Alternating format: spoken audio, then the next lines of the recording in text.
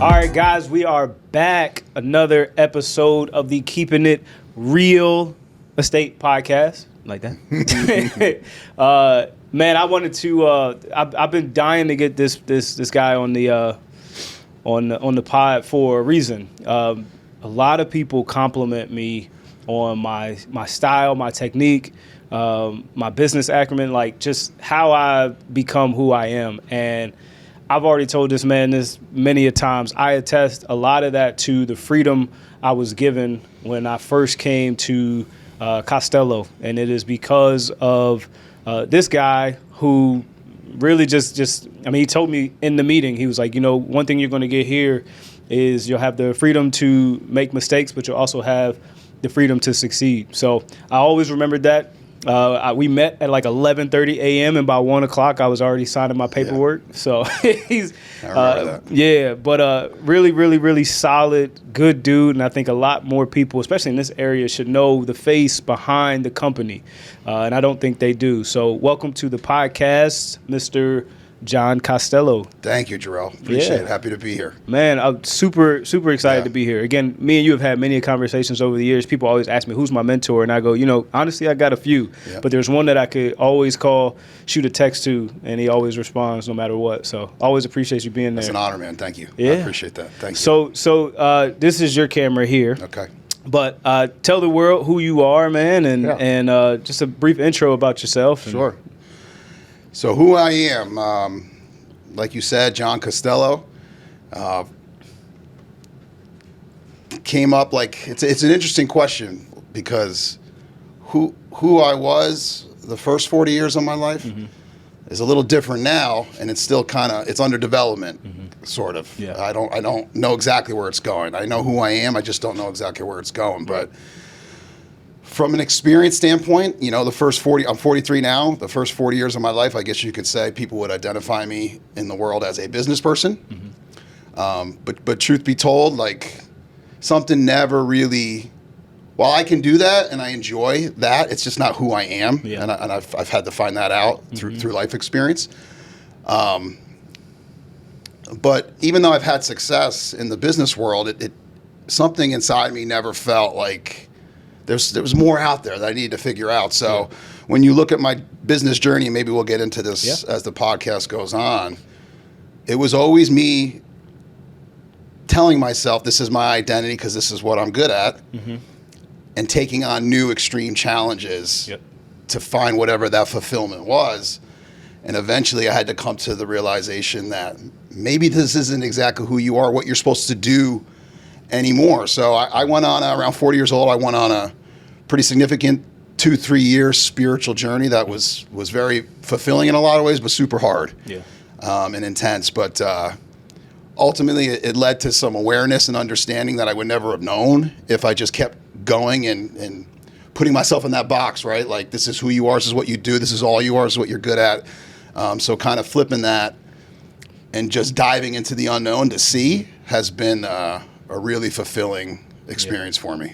No, that's awesome, bro. Yeah, man. I remember just meeting you for the first time, and your energy for me is what really attracted me to not necessarily just the firm, but how open and excited you were just to meet somebody you had never It was crazy. I was like, man, this guy, he don't know me, but the whole time I'm sitting there listening to you talk, or even before then, just when Javin brought me in and was like, yo, this is my guy, and then Nick May and those guys too were bringing me over, and I was just it was kind of weird in a sense, because I was like, I've never, but it not weird in a bad way. It was weird because I had never experienced somebody being so excited to meet me based off of somebody else's word. Yeah. So, but you've always had that energy. So even like after we met, you know, you've been the same person, you know? Yeah, I do. Like, I'm far from a perfect person, but I do love people. Yeah. And I find them very interesting, all kinds of people. And that's the kind of environment I wanted to surround myself with. So when we went and decided to build this firm, that was really at the forefront. It was one of our 2 top core values was, you know, encourage diversity, just because I truly enjoy it. And business was just the vehicle that drove that at the time. But I realized, like, that was a little narrow for me, right? I don't need to just do it through business. So that has never changed. I still love people and I want to impact people during my time here in this life. But, the vehicle to do that is something that's evolving. Yeah. Yeah. Well, let's talk about it. What got you into the real estate side? Yeah. So I guess graduated from University of Maryland, right? I had a job like you in the golf business as assistant superintendent for 9 months at TPC Piper Glen. Oh man, same place. That's Yeah, right. We yeah, did have yeah. that same. You forgot that, that's didn't right. you? I did. Yeah. I did. We did So, have those rooms. Jerell, you know that business, right? I was on the maintenance side. You were on the teaching professional side. I was on the maintenance side, which it's a pretty thankless job, right? It's great in some ways because you get to work outside. You get to work around all kinds of different people. Yep. You're not confined to a desk, but starting a family, I had to realize, man, I'm making $12, $13 an hour. Man. Yeah, been there. And sometimes working 7 days a week. I'm getting up at 4 o'clock in the morning, make sure the greens are mowed and the place looks good for the members before they get there, before that first tee time. And holidays, you name it, which was fine. But I realized, like, I can't even pay back my student loans from college at this rate. Wow. So making more money was the driver then at 23, 24 years old, realizing, okay, if I want to start a family, I gotta put together a different income. And before that, I thought I didn't know what I want to do, I guess you could say, but I thought I wanted to become a golf course superintendent. Okay. And the path to that, you can make a decent living and you provide for a family doing that, but the path to get to that level at an elite course, I realized was going to be too slow. Right. You're going to really have to pay your dues. So I just made some phone calls to people I knew in college that had corporate jobs, just to pick their brains and see what was out there. And through a connection, I got an opportunity to interview with a company, an old college roommate at Aerotek. Oh, wow. Aerotek is under a corporation called the NÖIRE Group, and I think it's like a $12, $13 billion privately held company now. At least they're just very successful, the best globally, year after year. But got an opportunity to interview with this awesome organization when clearly working on a golf course, maintaining the place, it doesn't translate into sales and a corporate opportunity. But said and did just enough. They saw a little something in me in the interview to give me an opportunity, and I did that, and I did exceptionally well at every level. First as a recruiter, then in sales, and then more of a national sales global role. Right. And at each level, they were kind of record-setting numbers in the company. So it was like, okay, what's the next challenge? What's the next challenge? And then I got to the top from a production standpoint in this organization, and it was like, something's still missing. Right. And what led me to real estate was, man, am I good enough to build something bigger than me that still allows me to provide for my family, but also brings a lot of people with me? Yeah. And I was never going to know unless I took that leap. So I had told myself, I had a lot of self-talks and said, because I was doing really well, like life-changing money, where the smart play would have just been to ride that out in terms of how most people would view that. But ultimately, wanted to test my chops in that way, and decided that, hey, if I don't do this, I just don't want to be the person that at the end of my lifetime, hopefully, God willing, an old man looking in the mirror. Yeah. I don't want to say you had an idea, you had a passion, you had a vision, but you didn't have the guts to do it. And I really believed I can deal with failing. Like in my soul. If I try and give everything I have and fail at it, I can live with that and have peace long term. I can't have peace if I knew I was just too scared to do it. Yeah. So that really led me to it. And had some experience in investing. Natalie had been in real estate as well, so we had that connection there. And it just, when you looked at it all together, say, hey, let's give this a try. Let's see if we can build something. And just talking to Natalie and hearing her experiences at different firms, I realized there was gaps in the market and what how we could build a culture and create an environment where everyone can win. So I wanted to go for that. And I don't think, you saw it when I was there. How many people, once they got exposed to the culture, at least the ones that I knew, they were coming in under me, and it was just like the culture to me was undeniable. Thanks, and it still is, right? Appreciate it. I think what really drove me to even saying, oh, this might be a place that I want to be a part of. In 2019, when I came January, I mean, so I have a lot of things that happen in my life. I call them God winks, right? And it was one that really, really stood out to me was the day I even agreed to meet with y'all. I was supposed to sign to join another team. I was literally supposed to sign to join another team. The reason I didn't was because they were out of town at a conference, and their admin didn't have the time to send me the actual paperwork. So by the time she sent me the paperwork, I had already signed here. So it was one of those things where That's a God wink. Yeah. So I came in, but one of the things that stood out to me was when we walked in, you gave me a tour, and one of the walls had hashtag, winning together on it. And at that time in 2019, I still tell people to this day, I think Costello was ahead of the curve when it came to how business was being viewed social media wise. So seeing the hashtag coming from a place that was very old fashioned, and they were still sending out paper cards and stuff like that. I came from that place, and to see that on the wall, I was like, oh, wait, this place they understand it. They understand how people are, perceiving information or receiving information. And I still to this day will say COVID allowed everybody else to catch up. Yeah, it did. Yeah, we all of a sudden I looked up, it was like, whoa, now everyone's doing this. Yeah, and it's like, wow, stuff. Some of these companies have deeper pockets than me, and they're doing it now. Yeah, But, I say that all the time. Yeah, you know what really drove that, because that's always who I've been as a person. I always want to give more than I receive. It just feels better to do that. But before I left my corporate job, I had to know what I was getting into. Yeah. So for 6 to 12 months, I obsessively studied. I took what I felt on the inside and how I would want, what kind of business firm I would want to be a part of as a person, and that I would be inspired by. And then I obsessively for 6 to 12 months studied the competitors in the marketplace.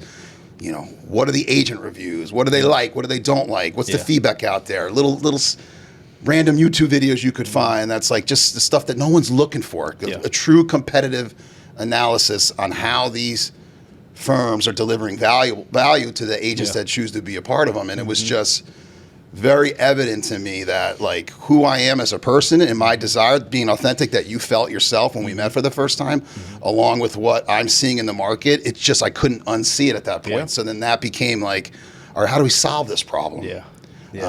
So that's how it came about, really. Y'all, and you solved it, right? My first meeting with you, and I keep going back to this meeting, but my first meeting with you, you opened up the entire playbook. You showed me everything that Costello had and gave me examples. And I remember one specific example. I said, yeah, I just did this. I said, I have this idea where I want to do video tours of a certain part of the city.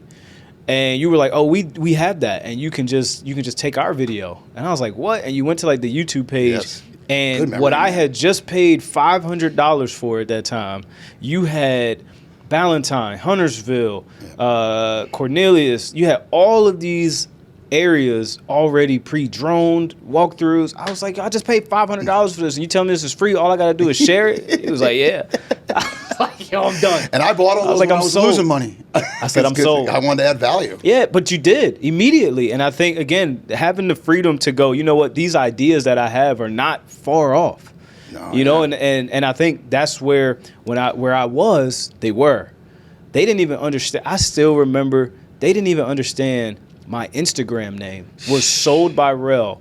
And I remember them going, why would you do that? Or what is that going to help you do? I told them I was taking pictures, and they were like, why are you taking pictures? See? I'm like, I got to get out of here. This is not it. Yeah. So it was, and then to come here and you had a marketing director.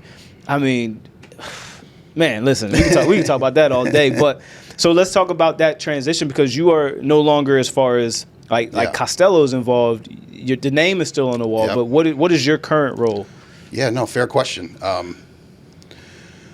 So as of now, just to answer your question directly, I'm still an owner and part in this firm. I had parted ways with a good portion of the shares that we had in the company to create room for the people that are ready and most able to drive it and take it forward, right? And that's something I would encourage everyone to do. Especially if you're in a leadership position where you're responsible for the lives of other people to a degree, in terms of making sure that you're giving them everything you got. And if that ever changes, is where you know, hey, I'm not really the best person at this stage where the company's at today. Or, hey, some things maybe I've gone through personally in my life that I didn't foresee happening. Some changes need to occur. So I had those conversations with myself. I took my time with it. Yeah. I've been talking to Jerell the whole time he was in Green Bay as a coach. Yep.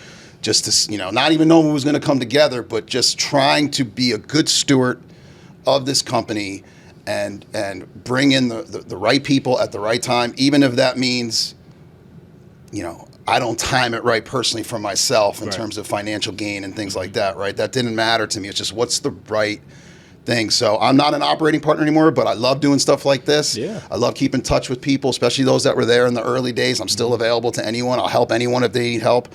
I do some stuff behind the scenes with the other partners just because I have the advantage now, because I'm not an operating partner anymore, of taking a step back and seeing things from being in the seat and being in the role and feeling energies and things on how you have to make decisions in that as business unfolds. So I'm a good sounding board for that, but also like maybe things between us as leaders that might be value, saying, hey, listen, this is what I did before. I would do it differently if I knew then what I know now. I'm telling you guys, this is the way. I just contribute from that standpoint, but very grateful for whatever it is. I feel very grateful and humbled to still be a part of it, and that it's still going, and people like yourself think highly of it. Yeah. Well, you just said something that stood out to me too. Was you was like, I could say this is what I would do differently. What would you do differently? Oh man, a lot of things. Yeah. Just more like, if I could think off the top of my head, like more technical things, right? Like, I don't care who you are. If you're starting something new and it's going to be hard, don't do what I did and get frustrated for a year before you go ask for help. Right. Yeah. You know what I mean? Yeah. Like you owe it to yourself, and you owe it to the people that, especially those initial people that are following your vision, to humble yourself. Don't be prideful. Don't just sit there struggle for a year. Yeah. Because that's setting you back. And if you as a leader are being set back, you're setting your people indirectly back. Yep. So I was, fumbling with all kinds of technology. I wasn't from the real estate business. I didn't know anything. Yeah. So I'm sending all these technology webinars and all these marketing specialists, and you need this and you need that. And all of a sudden I look at my head was spinning. It's probably not a natural strength anyway for me to set up. Right? It's not to set up like processes and systems. I'm a sales guy at the end of the day.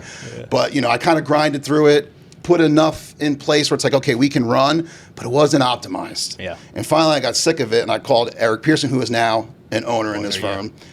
Not even knowing we were ever going to be partner, having zero clue. It was just like, he was just a competitor, a brokerage owner in another market, who I happen to have a long-term relationship with. And I finally got so frustrated, it's like, this is just too slow. Like, I know there's things I'm missing that I'm just not seeing. And I was on a plane to go see Eric the next week, and just like I did with you, it's just paying it forward, right? He opened his whole playbook to me and showed me everything. I didn't even know what dot loop was, Jerell. Yeah, wow. Yeah. I know, like, what? Oh, he goes, John, you don't need this. This is good. You don't need that. That's duplicate effort. Put this in place instead. Here's how we do commission splits. Agents like choice. This is just all those little things that I just was trying to figure out on my own. Wow. I would have done that 3 to 6 months before it even opened if I knew what I know now. So I want to encourage anyone listening, really thinking about it, because if you're doing, you have the savvy and ability to meet anybody you want, especially like, I don't care if it's a real estate business, a cleaning business, a contracting business, it doesn't matter. There's a good person in another market that would love to help you. Yep. Take the time and initiative, show the respect, go see them. So it's just like, it's things like that. Yeah. You know what I mean? Hiring, firing decisions, things like that. You learn as you go a little bit, but all in all, I don't have any regrets. I did the best I could, and I gave it everything I have. And any lessons and things I've learned, I'll give to anybody so they don't have to go through it. You mean that? I do. I really do. Every time I reach out, you give me lessons and stuff. How did you know it was time to take a back seat? I mean, I heard you say, things, you probably weren't the best person for the role you were in. How did you know? Well, a few things. One, just like stuff going on personally, like I needed to focus on my spirituality and a lot of things. When you're building a business or businesses and you think that you're a whole identity, and that's how you value yourself and your self-worth in terms of how you feel about yourself is what business results are you producing? That's a dangerous situation that'll eventually come caving down on you. So I had to get the spirituality side right and give that everything, because there was a lot of work to do there. Also, and then to your point earlier about COVID, right? You brought up COVID. Up until COVID, we were hot. Yeah. We were one of the fastest growing firms in North and South Carolina. Like EXP, like these companies, like they were building momentum, but it was like still under the radar just enough. Yeah. And then COVID happened. It took away our secret sauce, which is the ability to get people together and drive culture and that human interaction, right? And if we're just going to be, we were forced for 2 years to be an online model, basically. And that was not core to who we were. So especially those original agents, they're kind of like, you know, I got nothing against Costello. I really can't say anything bad, but I just don't know what else is out there. And, you know, now there's these other online platforms, and if this is the way it's going to be and the office environment's going away, maybe I should try this. So we got caught in that. And then at the same time as well, I'm more the guy that's the visionary. What's the culture going to be? Get the right people in place. Get people excited about it. Get it going. But then all of a sudden it's 400 or 500 people. And that's where your business chops get tested at a different level. And then it becomes more, we can't run this business off gut anymore. Like we need to run to an element. We still can't ever lose that people element, but we got to run the business and make decisions off of data. Off of data at some point. It is a business. And the process is like COVID exposed where we grew so fast. Maybe we were a little weak operationally. And I just knew from working with him, Ravel was our first agent in the company, and I know the man, and I know his God-given talents, and I just knew his brain was different than mine in that way, and he could come in and take what we've built and optimize it. And when I just combined all that, I knew it was like, it's not about you, man. It is what it is. Get out of the way if you really care about this place and the people in it. No, that's cool. And Ravel was a key piece to me saying yes to Costello in the beginning too. In the beginning, I remember that. Yes, because at that time, one of my biggest questions in this industry, because I got my license in 2015, and even in 2015, this business was dominated by older white women. So here I am, you know, young black male, triple minority. You know, so for me, I'm like, there's got to be an answer to a question to where somebody understands that I have to do things differently. And I remember walking into Costello, and Ravel was walking out with this box, and I was like, is he fired? What is it? I was like, is he leaving? He was like, no, I'm just going to the South Carolina office. I was like, oh, okay. 'Cause I was like, I got questions, and you leaving. I heard a lot about you, but you got this box like you just got fired from Wall Street. I'm like, what is this? But he was one of the main reasons I say yes, because a lot of the questions that I couldn't get answered at my previous firm was, how do I approach this differently? Because you can put your face on marketing, whereas I can't. If I put my face on marketing, I open myself up to judgment, perception. Whereas you can put your face on these things, and that's how you get listings.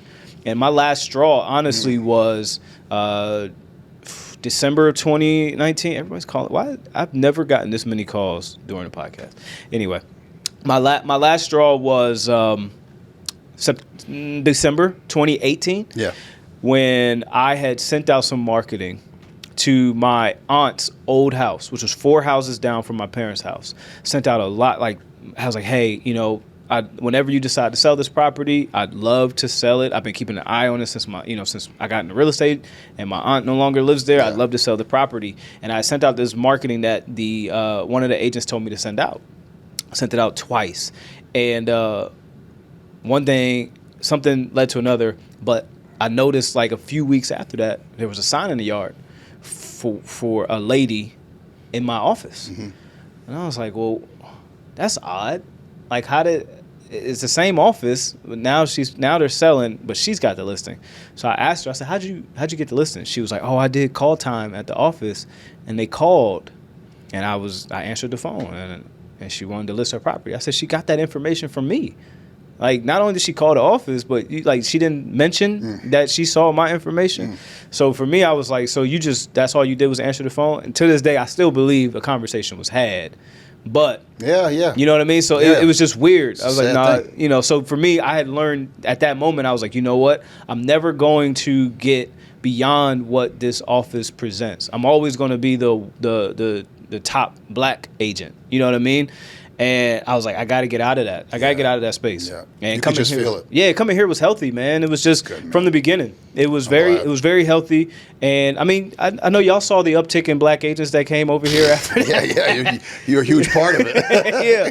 So it was just like one of those things. And I guess we speak to me coming to Costello. I've never asked you this question. What was it like when I left? What did it feel like when I left? Because me and you were close, and we still are. But what was that feeling like? No, yeah. I had dealt with those situations. I probably didn't take it so well in the beginning. Okay. Because I cared about people so much. Yeah. And I never expected anyone to. When you work with and bring in very talented people, you should have, in my opinion, if you're a good leader, you should have the mindset of and see in them how they can be better than you. Yeah. And give them everything you have, knowing and hoping that they become better than you. To me, that's the mark of good leadership. Not let me how to keep everyone just a notch below me. I don't believe in that. Right. So that's something I became pretty good at, is bringing in very talented people that technically could put me out of business someday. Yeah. And when people would leave, sometimes they didn't always leave in the most respectful way. Yeah. Let's just leave it at that. Yeah. I never expected anyone to stay with me forever, because when you hire talented people, like, they're going to have dreams and aspirations at some point, just like I did. Yeah. So how can you fault someone?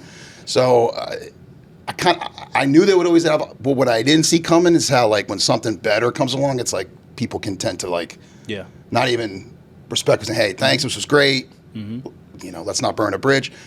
That I probably, maturity-wise, one, I didn't expect it and didn't handle that well and happened. So by the time you made your decision, it wasn't like a huge surprise, but it was tough, because it's like, man, this guy's a big part of the reason why I've been successful. Like, it's significant, it's tangible, I can see it. He's added so much to the firm, not just in revenue through the people you invited in, but also culturally, which was most important to me. Yeah. It's like, man, all of a sudden, like, you start losing guys like that, are you going to be the same? Yeah.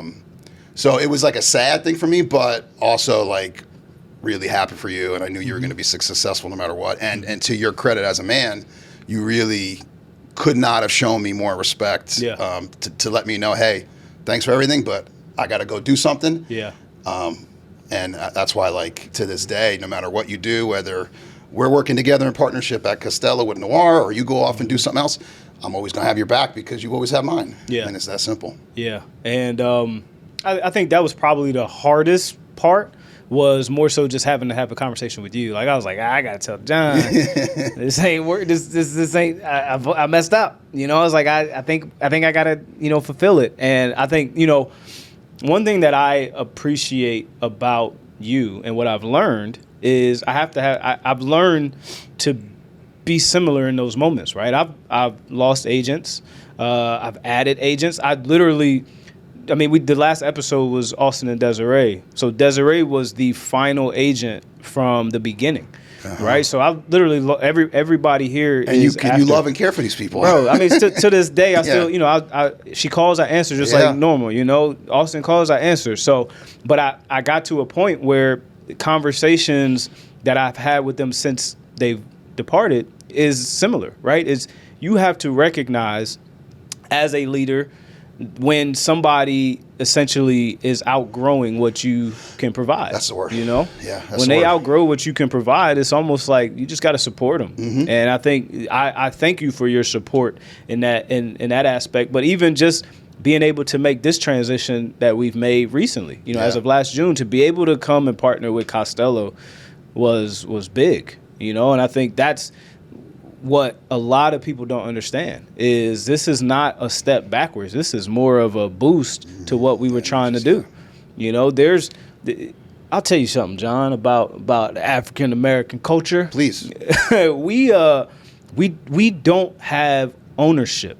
Ownership has always been a big thing in our community, right? And what kills us is we strive for ownership so much that we're willing to take on all of the, the battles alone, just to say that we own it, right? And I'm sure other cultures do too, but I'm only speaking from what I know.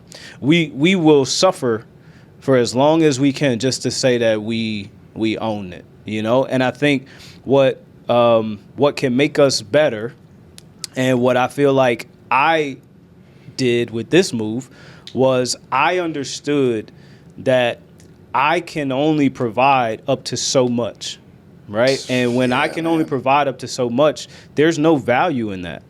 So when there's an opportunity to where I can provide more for the people that I love and have grown with, I owe it to them to do that, right? And the crazy part is when black people, sell a business. Kev on Stage. I don't know if you know Kev on Stage. Kev on Stage is a comedian. I just listened to him at the Super Bowl talk to Cam Newton, and he was talking about how he was like, when black people sell a business, we're labeled as sellouts. But when a white person sells a business to Silicon Valley, they're like, oh, about time you got out. Yeah, you know what I mean? So right. it's one of those things where a lot of these other our counterparts, they build a business to sell it. We build a business to keep it. And it's like, why? What's the point? If there's an opportunity for us to grow that business and partner with somebody else, why not do it? So I feel like I'm trying to pioneer a new lane to where people can understand partnering with a firm or something like that to help you give what you're trying to provide should be accepted. Yeah, a couple things on your point. One, you're younger than me, but I could tell you were wiser beyond your years, and how you moved, even in the chaos of Costello growing. I can see how intentional you were in the way you were, you started and grew NÖIRE, and how it was very obvious to me that we all have an ego, but this dude has his in check. Yeah. And that was inspiring to me. So I wanted to tell you, I never told you that, but I cool. noticed it. I noticed it right away. I was like, man, Yeah. this young guy, he really gets it. Yeah. He's got what I'm learning kind of thing. So it helped me from that standpoint. Right. So I wanted to share that with you. But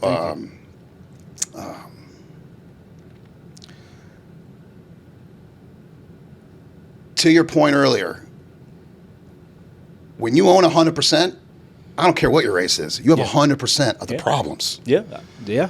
And maybe my ego was a little too hung up in that. I got to maintain ownership. I got to keep my equity for later. It's like, man, knowing what I know now, partnership is where it's at. Now you have to be smart with it. Yeah. Culture, soulfully, you have to be aligned with a person. Yeah. Or it won't work. I don't care how good you are at business. Right. But knowing what I know now, if I knew then what I knew now about Ravel, John Bunn, a guy like yourself, it's hold on. I can do this alone and have 100% of the problems and issues and burn myself out, probably set myself back spiritually because I'm not making a priority, probably not be as good as a dad and leader in my home as I could be because of it. Or, why don't we all just we all like working each other, we're all aligned as people, we all see the world similarly enough. Why don't we all just take 25% of piece and make this thing awesome? Yeah. Let's build exit clauses in the contract, so if any one of us wants out for any reason, it's not an emotional thing, and let's just go get it. Oh man, it would have been a lot more fun. Yeah. And I believe it. I believe it would be, as well as it's done. I believe it would have done way better. Yeah. If I had that mindset day one. God, yeah, man. I couldn't agree more. I couldn't agree more, man. Because but that speaks to what you're talking about. I lived it. I lived it. I'm telling you. Yeah. What you're saying is the right way. Yeah. It's you just learn so much through experience, and I think the pros and cons to my career is that everything I've done in this industry is all trial and error. But the pro is everything I've done in this industry is all trial and error. Same for me. You know what I mean? I'd never even talking to you, going through the transition of opening the brokerage and talking to you and having those conversations. Yes, I remember. I still made mistakes. Yeah. I still have things that I would have done differently. Right. Yep. And having somebody tell you, don't do this, you should do this, you should do that. And I still either did it or same. I was like, you know what, well, maybe because John has 400 agents and I only got 7, maybe I should. It's stupid. But, to be able to have access to somebody like you and still make mistakes, it's crazy. But my whole career and lifestyle has always been trial and error. And it's like at a certain point, you get to a point where you go, you know what, it doesn't have to be that way. But the beauty is, every single agent that's part of NÖIRE Group doesn't have to live the trial and error phase because I've already gone through it. Yeah. So the reason they sing high praises is because they know they can call Jerell and go, hey, Jerell, my client said, or my buyer went to a house and they said the seller said they just cleaned the septic tank and got the filter changed. And we just got here and we don't know what the septic tank is. We can't find it. What do we do? Like, there's so many scenarios that I've encountered that I'm like, oh, this is what you do. I can give real life experiences because I've done the trial and error stuff. Yes, and I told you about Eric. I had no idea I was going to be in business with Eric. Yeah. He gave me everything he had to give very unselfishly. Yeah. I met you. I gave you everything I had to give. And now we're all partners together. Yeah, man. It's like... It's crazy. When you can approach things with that mindset, you don't know what can happen because people will feel that energy. So it's like, you know what, man? This person helped me and they had nothing really to gain from it. Yeah. They had more to lose and gain. Yeah. 5-10 years later, some business idea comes up, some opportunity, some life circumstance. It's like you want those relationships, and you can't get them, I don't think, by always looking at what's in it for me, me, holding. I got to keep people down here. Yeah. That's a very unfulfilling life long term, if you ask me. I couldn't agree more, man. This is an awesome conversation, man. Yeah, I can't thank you enough because I don't think people know. I mean, you can hear it in this guy's voice. This is why I am who I am, because I could announce, I can talk to you, I can be open with you, you know. So you played a very big role in me growing into who I am as a real estate agent and a leader. So I appreciate you. It's a big honor. Yeah, man. So I'm at a point in the podcast where I try to tell my guests, if you could give 2 golden nuggets to either people who are starting out, wanting to own their company, whatever it may be, but just 2 golden nuggets to somebody that was probably in your shoes in the beginning, what would it be? I'll give you 2 or 3. All right, fair enough. Give me whatever you got. First and foremost, and I learned this the hard way. Anyone can say, spiritual-wise, I believe in this or that. But your belief only goes so far as to the time you put into that belief. And for the first 40 years, I told you and your audience that, you know, I'm chasing every business opportunity, you know, chasing things. Yeah, being a good person, want to help people, but chasing things in my earthly identity. I didn't put any real significant time. I said I would tell anyone I believed, but I didn't put any significant time into my relationship with God. And I don't care who you are, no matter what you're going through life, that should be number one in my opinion. But especially if you're about to do something hard, that's different, that's unique, that you know, Jerell, through experience, you know, people going to feel a certain way about the way I'm doing things because I'm doing it different, and I'm going to have the courage to do it anyway. That relationship with God is, you're going to need it. Yeah. And if you don't have it, I worry for you because it's just a matter of when you struggle, you know, because business is so hard. Yeah. And you're going to need that help. So that's one nugget. You know, I shared it earlier, but whenever you're doing something that's new and hard, just like you and I have done, have the discipline before you even get started, before you even open your doors, before you even launch your vision. Part of your pre-work on your business idea should be, I'm going to meet someone who does what I do and has been doing it longer than me, and I'm going to find a way to add value to them, and I'm going to come at them humbly, but I'm going to get a meeting. Even if I have to travel to California to meet a competitor who's got nothing to do with what's going on in North Carolina, that's a discipline I'm going to do before I get going, because it's going to better prepare me to get my idea or my business or whatever going sooner. Having that discipline up front. And then something I wish people understood is, like, no matter where I've gone in my business journey or the success I've had, I really owe it to, I had always found the top 2, 3, maybe 4 people at what they did. Who's got that something that's like, man, I'm trying to get where they're at. I'm trying to get their results. And I would not come at them from an angle. I would come at them very humbly. Hey, this is who I am. This is my goals. I want to get where you're at. I'm not there yet. Can I learn from you? And by the way, I don't like to take. How can I add value to you? Most times people don't want anything. Just you coming out of humble like that, they'll give you the shirt off their back. They'll tell you everything they know. So learn from those people's strengths. Don't think you know this and you know that. When you're just getting started, do that right away. And pay attention to the details. I don't care, you got to take them out to coffee or lunch every week. It's worth the investment to do that. But I learned more. I learned even more from their weaknesses. Because once you see people that are doing really well at what they do and you're trying to get to where they're at, I would encourage you to pay just as much, if not more, attention to their weaknesses, because their strengths are obvious. Weaknesses, you might got to dig a little bit. But then once you start comparing the top 3 or 4 mentors, you could say, their strengths, okay, this is in line. They all have this. I know I got to have that at a minimum at elite level. Yeah. But this guy or girl's stronger at this. This guy or girl's stronger at that. They're weak here, weak there. Man, if you combine this one with that one, can you imagine what they'd be then? Yeah. Now, let me sprinkle in who I am and what I bring to the team, what's unique about me. I don't think people have enough of that discipline. Yeah. And I really studied that. Yeah. And that helped take the guesswork out a little bit. Man, that's awesome. Yeah. I appreciate that, man. Yeah, man. So now this is your chance to ask me one question. So you get to be the host for a second and ask me one question. All right. I don't think I've ever asked you in this way. Okay. I have an idea, but I never put you on the spot. So if you don't want to answer, it's okay. I'll answer it. Obviously, you've gone off and built something that's so unique that stands out in the market. Probably stands out nationally, if I had to guess. And it was a vision you had. And I imagine with that, everyone sees his success, right? Like anything else, they see, oh, Jerell's on top. He's getting the attention. Yep. People follow him. He's a respected leader in the community, all these things. But I'm pretty sure through my own life experience that there's been some hard days. Yeah, for sure. Where it's like, man, why did I do this? Maybe I took on too much. Man, I just feel like people don't see where my heart's at and how much I care. I'm sure you had to battle all those same emotions I did. Yeah. What is it for you that drove you in those dark moments where you're like just completely, in your private moments, you're just completely overwhelmed as a person? Well, I mean, I'll be honest with you, right? I quit every day. I quit every single day. But at some point, you just keep moving forward. So mentally, I get to a point in the mornings where I'm like, why am I doing this again? Every day is the same.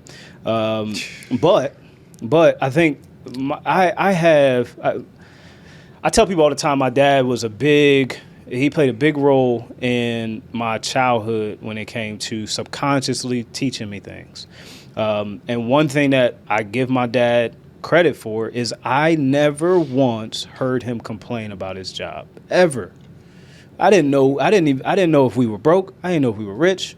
I didn't know. My dad was like that. I didn't know anything. My dad was just like that. Yeah, but he never complained about his job. My mom, she worked as well, but my dad was able to go through life, and he always had side jobs. My dad was the supervisor of the Postal Service, promoted all the time. He was doing people's taxes. He was doing, multi-level marketing stuff, whatever he could put his hands on to get money. My dad was always doing that. Side note, his line name in the fraternity is the Hustler. So it was given to him. But anyway, he taught me a lot of things subconsciously. One is just keep your head down, work, right? Nobody cares about your problems. Nobody. Doesn't matter who they are, your wife, your kids, all they want to know is, are we good? Right? So if nobody cares about your problems, why vocalize them out loud to the people that it could be affect, or that you could affect, right? So I have been very huge on just getting through and providing positivity as best I could. I learned about 7-8 years ago why God put me on this earth, and that was to help people. And that's the trial and error part of life that I had to go through. But once you realize, like, hey, man, your body is not your body, your mind is not your mind. You are literally here to help the people that you come across. Once you realize that, it makes everything easier, because it's like, all right, even though I don't want to do this, I know that it's a trickle-down effect. The moment I give up, I got so many people counting on me to be successful that it can affect their, pathway forward. And I love pressure. So for me, that's what keeps me going, is the pressure of knowing that so many people rely on me, my wife, my kids, my team, whoever, all of these people rely so much on me to, just keep their way of life going forward. Even in a small part, it's still a piece that if removed, it could mess up a lot of stuff. So I enjoy the pressure, man. I think golf has taught me a lot about life.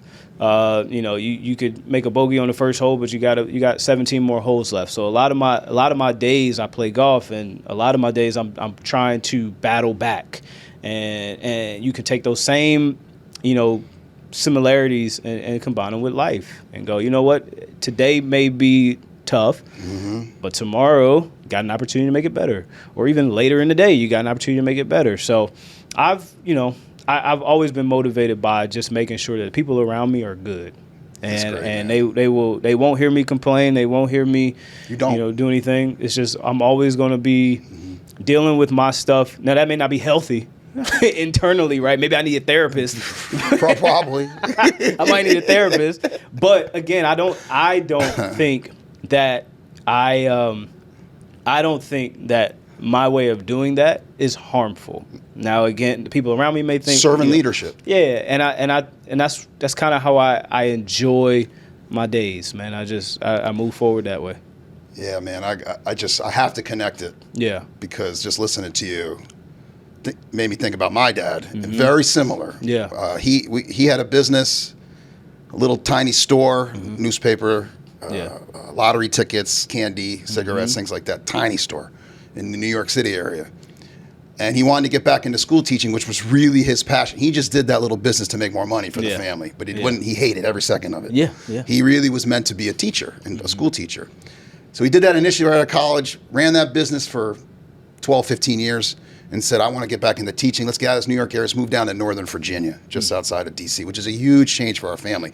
So we went to sold the business. Well, something went wrong with that business in the deal. And all of a sudden, the startup money he was supposed to get, the few $100,000 for us to restart our life in Virginia was in the negative after he paid attorneys. Oh, wow. So all of a sudden he was in this spot like, I just moved my family out of their environment because I wanted to go be a school teacher. And because I don't have this money I was dependent on because of business thing that went wrong in the deal, now I got to work 3, 4, 5 jobs. I brought him here. Yeah. I got no choice. And I watched my dad go 2, 3 days.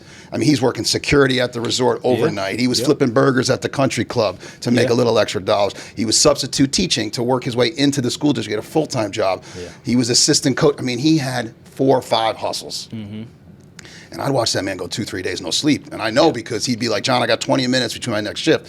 Time me how fast I fall asleep and wake me up. And that was the worst job. And I hated that job because your father, he's physically exhausted. And I couldn't get him up. But seeing that made me see when I got into my roles in business, like, man, if he could do 4 or 5 like that for his family, I can do 1.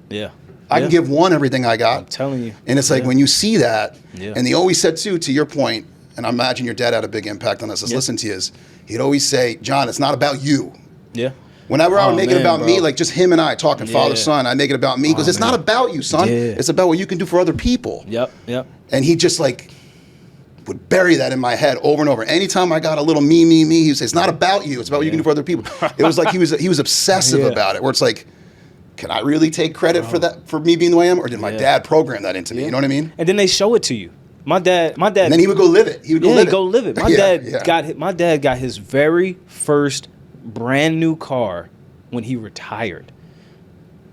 So I don't think my dad ever had a new car. We all had cars. I don't even know if it was brand new. I just know it was his first. Like, I'm gonna get a Mercedes. He got a Mercedes. He got an S class. My dad wanted a Lexus. You know what I'm saying? 12 years old. Like my dad used to always talk about this Mazda Miata when I was little. I had never seen a Miata, but he used to always talk about my dream car is a Mazda Miata. Now he didn't go get it, but again, the moment my dad did anything for himself, the first thing he did was get himself a car, and he got a Mercedes S class, and that was huge because that was the first time in my life I saw him put himself first. Because even with like cell phones, all of us would have the newest cell phone, and he had this flip phone that just only had numbers on it. Like everybody else got screens, and he had this flip phone that just had numbers. He couldn't text us or nothing, but it was always like that. And again, I think that is all subconsciously saying, you know what? All right, this is the man in my life.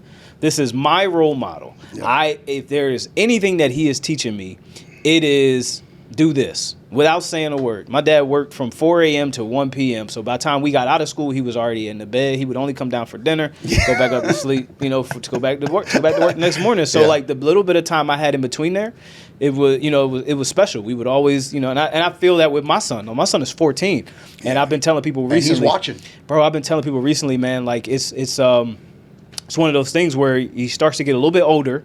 And it's like, is he distancing himself? But then he does stuff to show me like I care. I'm listening. Yes. He's wearing my watches. See, he's wearing my neck. I'm like, bro, all right, cool. Yeah, So you got it. all that stuff, man. That's the stuff where when I wake up and I quit mentally the work stuff, I go, nah. He just came in here, asked me for cologne, bro. Like, he just that's came in beautiful. here and took That's my great. watch. Can you take this? He just asked me the other day. Can you take a bracket off so it can fit?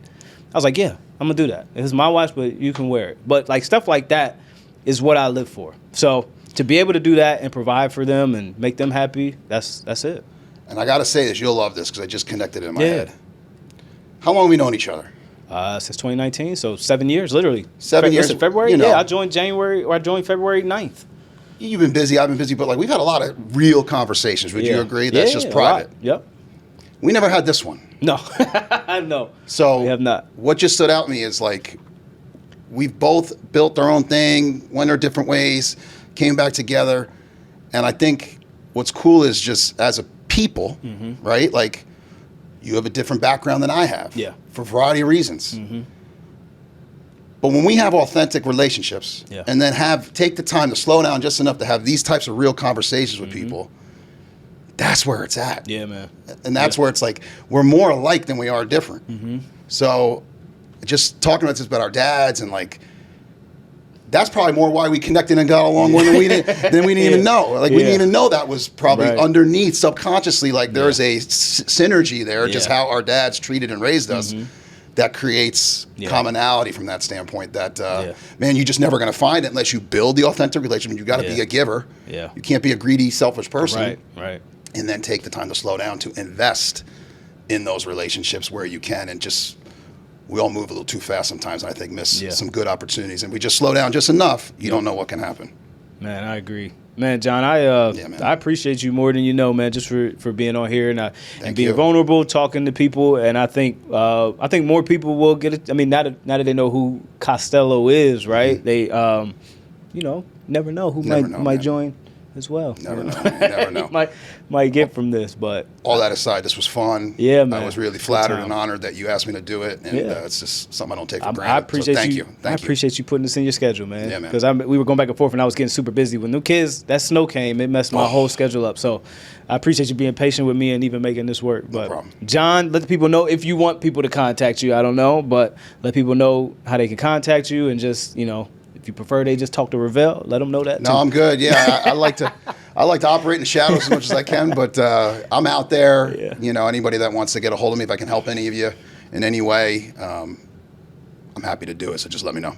Love it. Well, you guys know how you can reach me at Sold by Rel on every platform. Follow the podcast platform as well at keepinitrealestate.pod.